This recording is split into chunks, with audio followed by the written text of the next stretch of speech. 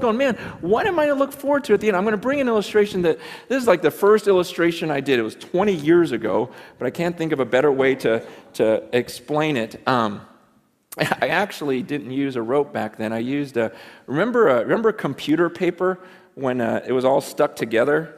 And it had the holes on the side that you had to peel off. Remember that? I remember getting a roll, and some of you guys have no idea what I'm talking about, which is crazy to me. But because that was the best, and it never worked right because of the rolling things. But I remember being a youth pastor, and I put that computer paper all the way around the room, and but I'm going to use a rope now because I can't find that computer paper. Imagine this rope. Okay, pretend this rope just goes on forever, okay? Just imagination. Pretend it goes around the world a few times. It doesn't. It ends at the rock. But let's just imagine this thing goes on forever. Now imagine that this rope is a timeline of your existence. You just exist forever. You see this red part? This would represent your time on earth. You've got a few short years here on earth, and then you've got all of eternity somewhere else. This is your existence. And what blows me away is some of you, all you think about is this red part. It's all you think about. You're consumed with this. You go, oh man, I can't wait till here. I'm going to work hard. I'm going to save so I can really enjoy this part right here. And you're consumed with that, and you're thinking, oh man, am I going to get to travel? Am I going to eat well? Am I going to do this during this part? And I'm like, are you kidding me? What about this?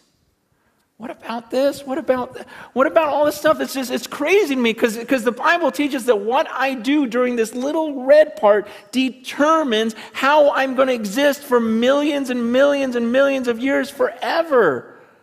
And so why would I spend this little red part trying to make myself as comfortable as possible, enjoying myself as much as I can?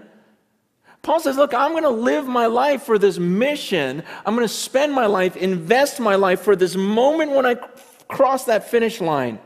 See, I'm going to forget about all this stuff I could enjoy, and I'm not going to look around. I'm going to be like a runner, just looking at that moment when I face God, because when I face Him, then I don't get this chance over again. We get one chance at this life on earth, and it can end at any second for any of us. We've got one chance at this, and then comes eternity. And I'm not going to be fooled. I'm not going to spend my life down here. See, people look at some of my decisions and go, oh, you're so stupid because that's going to really affect this. I go, no, you're stupid because it's going to affect all of this. Man, I'm serious. I look at the way people live and I go, wow, that is so crazy. You are so crazy. You're going to do that right now, just to enjoy right now, not even knowing if you have tomorrow, and you think that's smart and that I'm dumb? It doesn't make any sense. Paul goes, I'm not going to look around at all this stuff. And it's tempting. It's tempting to all of us. That's what I'm saying. Down here, it's crazy because everyone lives that way. Everyone lives for the red part. No one's thinking about the millions of years afterwards. It's just this crazy deception that we can't get out of our minds. And Paul goes, I'm not doing that. He goes, I keep my eyes on that. I keep my eyes on that finish line, and I'm going to forget what's behind me. I'm not looking around. I'm straining. He goes, I'm straining forward. I'm like stretching forward for that mark. I'm going to pass this thing. I'm going to live this out, and I'm going to face Him. I'm going to come before the judges, and He's going to hand me that trophy.